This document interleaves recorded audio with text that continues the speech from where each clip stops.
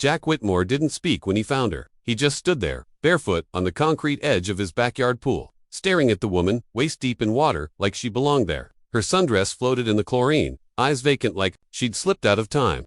Everyone in the neighborhood knew she wasn't right. Some called her that Karen. Others didn't bother with names at all. She'd wandered into yards before, uninvited, unbothered, but this time, something was different. Jack didn't shout, didn't ask her to leave.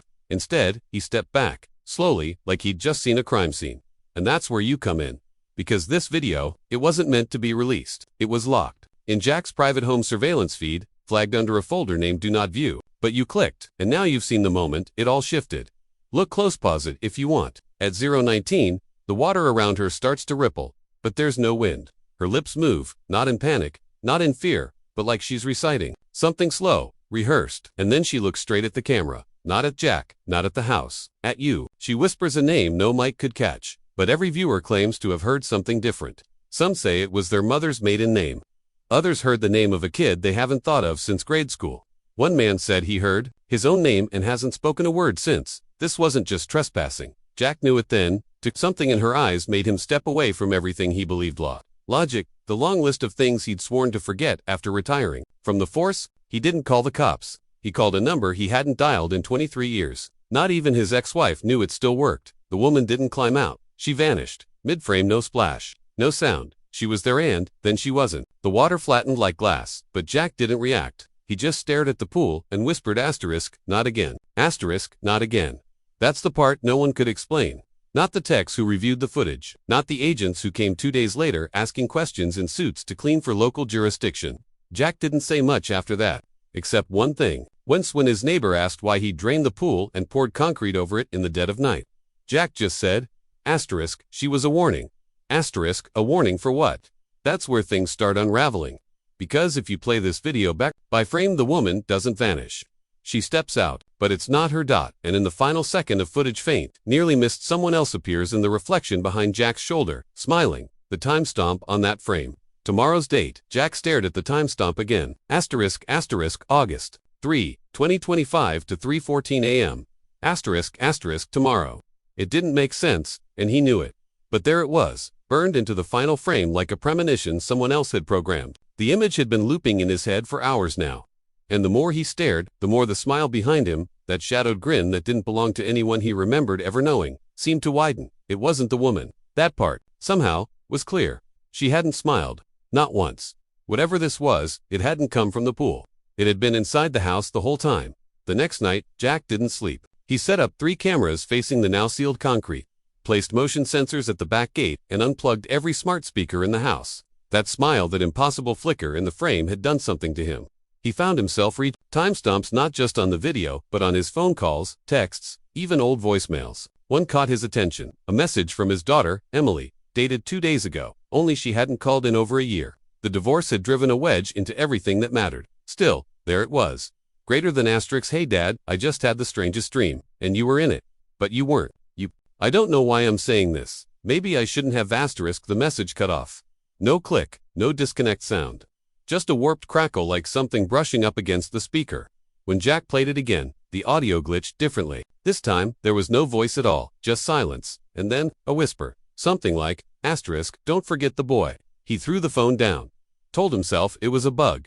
Asterisk, a carrier error. Just a network hiccup, not a message. Not real, asterisk, but then came the sound that stopped him cold. The upstairs faucet turned on by itself. Just a trickle, soft, steady. His wife used to leave it like that when she was mad before she left. He walked up, slow, every floorboard screaming, louder than the one before. The bathroom door creaked open, and that's when he saw it. Not water, blood. Just a thin smear along the edge of the porcelain sink. Not enough to drip, but fresh. Still wet, and written with a fingertip across the mirror, asterisk, who is the boy in the video. Asterisk, he hadn't seen a boy in the footage, not once. He'd watched every frame, reviewed it on 3 different devices. He would have seen a boy, he should have. So, who wrote that? And that's when he heard the knock. 3 soft taps. Then silence. It was 3:14 a.m. Standing at the door was a man Jack hadn't seen in years. Reed Elmore, former detective, retired after a psychiatric hold back in 2013. They'd worked one case together. Just one, a missing child. The file had vanished without closure, and Reed had vanished with it. Jack had assumed he'd killed himself, or disappeared on purpose. But now he stood on the porch barefoot, his coat wrong for the season, his lips dry and cracked. He didn't speak for a long time. Then, finally, she's not the first, and she won't be the last. Jack didn't know what to say, so Reed just walked past him, as if invited, sat down in the living room, looked at the television, which had turned on by itself, static bleeding in through the speakers like a tide. Then came the same frame, the same time stump, 3:14, the smile. But this time there was a boy, just for a moment, standing on the edge of the pool, pale, soaked, holding something Jack couldn't see. Clearly a tooth, a coin, a matchstick.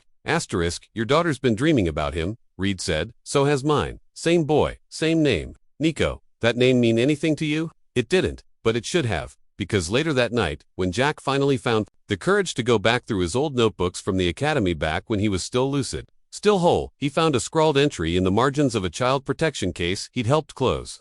A footnote he never remembered writing. Nico whispered it. Don't dig the third hole. Don't let her out. But the page was from 2001. Jack didn't remember the case, didn't remember the handwriting, didn't remember ever knowing a Nico. Reed sat in the dark watching Jack spiral. They get in, he muttered. When you forget, they feed, you lose pieces. You chalk it up to age, or trauma, or meds, but they're real. You know how I know? Because there are things I remember that I never lived. The footage glitched again. Now the pool was full, and the woman Karen was back in it. Only her back was arched, her mouth open in a silent scream, and her fingers were pointing up. At something on the second floor of Jack's house, they ran up. Nothing there, just the blood on the mirror, and the message changed again. Now it read, you let them in when you watched. Jack turned to Reed. I didn't let anything in. Reed shook his head.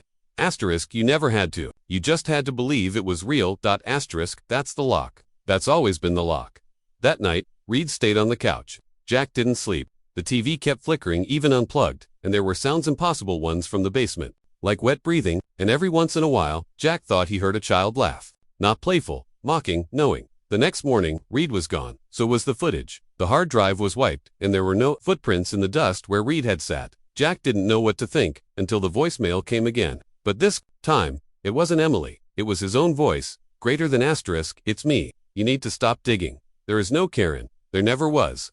Just the smile, just the pool. You remember the boy now, don't you? He was yours. And in the silence that followed, just before the message ended, something else whispered, greater than the third hole is already open. He ran to the backyard. The concrete was cracked. A single fingertip pressed through the center like something beneath it. Was pushing up. And from the edge of the yard, in the security camera footage frame, 146, someone new was standing there. Not Karen, not the boy, a man with Jack's face, but younger, and smiling. To be continued. Jack Whitmore didn't believe in closure, never, had, not even in his best years on the force, but what happened that morning almost changed him. The crack in the concrete was gone. Not patched, not fixed. Gone. The surface was smooth, unbroken, as if no rupture had ever occurred, like the night before hadn't happened at all. The fingerprint, the one pressing through the concrete in frame 146, was no longer visible. That frame, in fact, was missing, just skipped entirely. Frame 145. Frame 147. Nothing in between. Jack replayed the footage over and over until his eyes blurred, his hands aching from clenching the remote too tight. The air in the room felt heavy, like a storm gathering inside his own lungs. But then, just as he was about to smash the monitor in frustration, he saw something he hadn't noticed before. Behind the footage, layered underneath the video feed, almost like a ghost frame, was a date. Not in the timestamps, not in the metadata. Hidden in the background, only visible if you drop the contrast enough and let the saturation bleed out.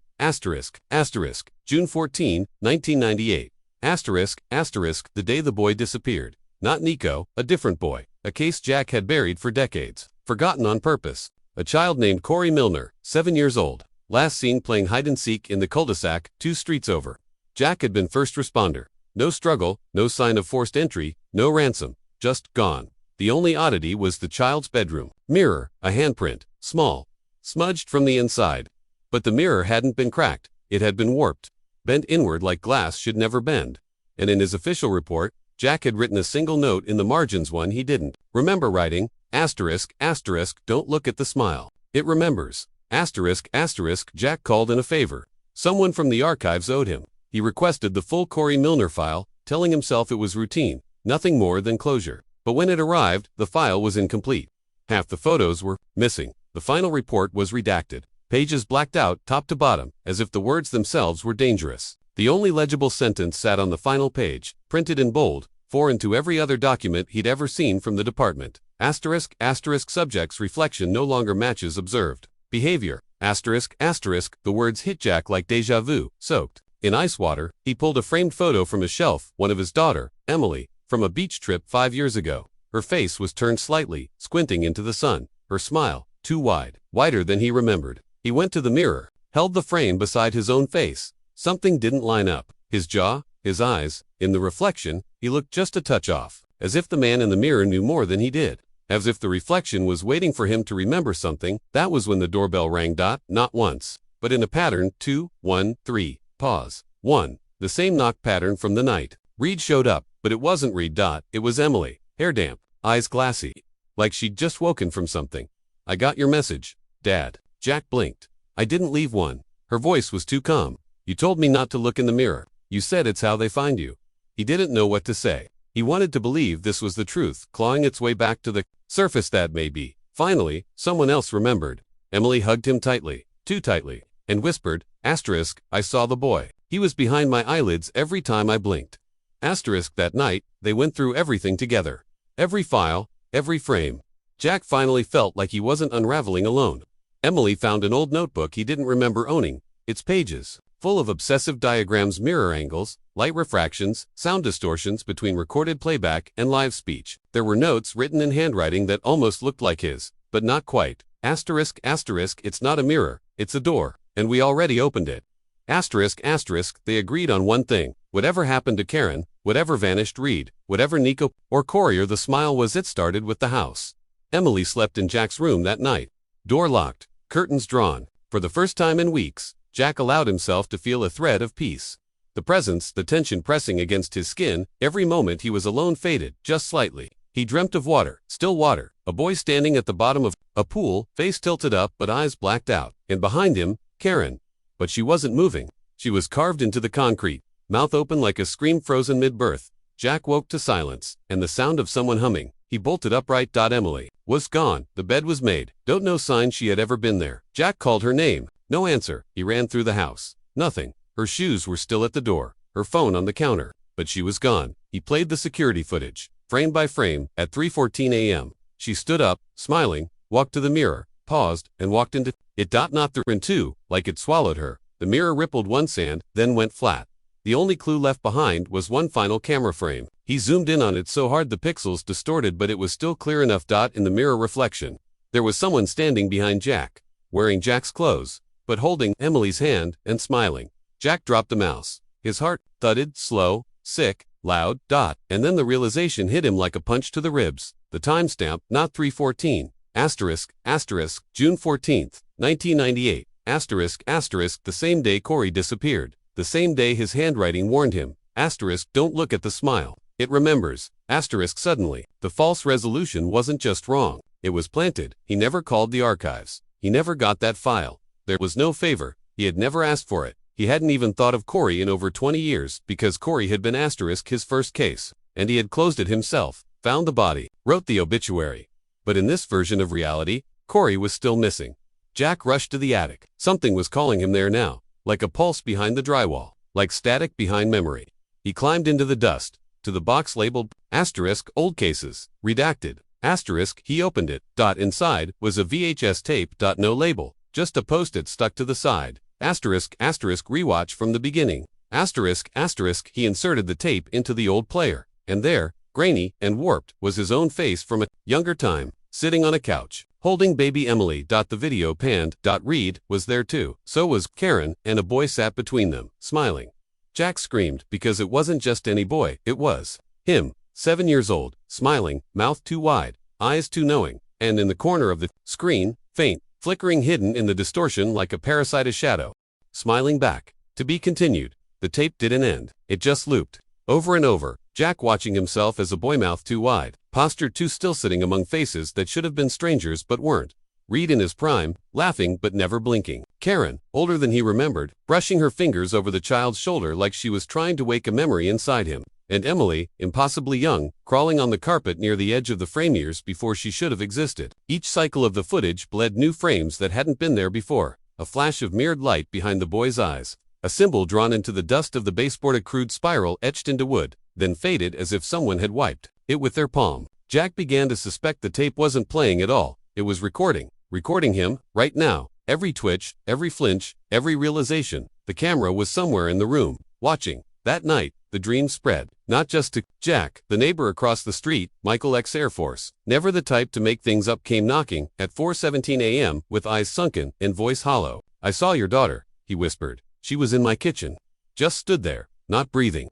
She pointed to the microwave clock. It said June 14th, 1998. "Same as yours, right?" Jack didn't answer. He didn't have to. Michael pulled up his sleeve and showed a mark on his forearm, 3 small circles burned into the skin, like the bottom of a hot tripod stand. "I woke up with this. I think it means I'm next." They weren't alone. In the days that followed, Jack started getting envelopes. No return address. Inside each was a Polaroid, grainy and water-damaged, but unmistakable. Photos of his own backyard from angles. He never set up cameras for. *1 showed the concrete pool deck with a child's bare footprint in red clay. Another showed Karen standing beneath the floodlight at midnight, her face completely blurred, as if something inhuman had tried to mimic a human expression and failed. The final one showed Jack himself, asleep in his living room chair, but the date in the corner read the 6th of July, 1998. The photo had aged. The corners curled, the air around it smelled of soil. And then came the broadcast. Not on the news, not on cable. A glitchy feed at 2:41 a.m. across several smart TVs in the neighborhood. A grainy figure with its face obscured by static, speaking a language no one recognized until the audio reversed itself. When played backward, the voice whispered in broken English, ***, you were right all along. They never left. They wait. Inside reflections, they ride memory like glass. He is not who you think he is. You are not who you think you are. ***. Multiple neighbors reported the same feed. Some claimed their lights dimmed. Others said their dogs refused to enter certain rooms for hours. But what scared Jack most was the drawing someone slid under his front door the next night, a child's drawing, in crayon, of a family standing around a filled-in swimming pool. Every face had no mouth. Just spirals where smiles should be. There were watchers. They hadn't just been seeing what Jack saw. They'd been waiting, watching him, since the first recording, since the boy named Corey disappeared, since Karen looked straight into the camera and whispered the name each viewer heard differently. Red threads started to connect in Jack's mind, names from old missing persons cases, symbols carved into bus benches and bathroom stalls. Forum posts written in coded language he thought were just unwell conspiracy types, but now, looking back, he realized the timestamps aligned too cleanly with his own hallucinations. A user named Replicant1998 had posted a thread exactly 1 year before Emily vanished. Title, ***, the boy with the mirror smile is waking up. ***, it had one comment before being deleted. They're building him backwards, one dream at a time. And just when Jack began to believe the pattern, when he thought he saw it, clearly everything came undone again. He broke open the back wall of the attic. The space behind where he found the box labeled redacted. Something had been gnawing at his mind, telling him there was more. Something buried behind the structure itself. He clawed at insulation and cracked drywall, hands bloodied by splinters, until he uncovered another VHS tape sealed inside a hollow vent. This one had no label, no time, but its footage showed a room Jack recognized instantly, his childhood bedroom. Only in the video, he wasn't alone. He was sleeping in bed, age 7 maybe. But in the corner, a man sat in a chair, his features blurred but familiar. Then without transition, without a single edit, the boy sat up and looked directly at the camera, looked at Jack watching, and mouthed the words, ***, I'm the one that stayed. ***, Jack dropped the tape, his vision blurred. He stumbled downstairs, gasping, thinking maybe he was in the middle of a seizure or a break. But every screen in his house, TV, tablet, phone, frozen on the same image, a spiral, drawn with light. It spun slowly, pulling something out of him, or into him, he couldn't tell anymore. That was when the emails began. Not to Jack, to you, viewers of the original footage. From throwaway addresses, subjects like, ***, did you hear the name? Your mirror lied. Rewatch it. There's someone else there now. ***, some viewers started reporting waking dreams, shared dreams. Entire threads on message boards filled with accounts from strangers across different states describing the exact same location. A dried-out pool under a green sky, with children standing around the edge, humming. The same 3-note pattern, over and over. 2, 1, 3, pause, 1, and always the same phrase written somewhere in the dream. ***, the smile remembers. ***, one user posted coordinates. Abandoned government testing site in Arizona. Photos showed graffiti etched into the walls. Spirals, names, mirror shards, mounted to windows, with nails, facing inward. Jack recognized his own name on one wall, * Whitmore. Entry, unapproved, *. Below it, in red, *, he already crossed. *, that's when the observer made contact. Not Reed, not Jack. A third voice, a woman who never gives a name. Her recordings started surfacing anonymously, in static-filled podcasts and hacked radio signals between channels. Her voice tired, real, slow, like someone watching from too far for too long, starts every message the same way. *, you were never crazy. They just needed you to think you were. *, she speaks of a program never officially named. Something that began with mirror studies in the 1970s. Children trained to recognize distortions others couldn't see. Early footage of their tests shows figures smiling in glass before the child's reflection did. Some subjects never came out. Some came out wrong. The woman claims there's a place, the spiral core, a mental space. You're dragged into the moment you begin to suspect. The truth, you live in it without knowing. You smile because it tells you to. You forget because it needs you to. And when Jack listens to her voice, late at night, crouched in the dark, he begins to remember things he never lived. The neighbor's house burning when he was 13, except that fire never happened. His mother's voice telling him not to sleep near mirrors, but she died giving birth to him. The time he buried something in the woods behind the coal, but he had never been to those woodstock. The watcher was never outside the house. It was inside. It was him. And in the final frame of the latest footage, just as the spiral spins into itself, if you look closely, frame by the reflection of the person watching the video, it's not Jack. It's you. To be continued.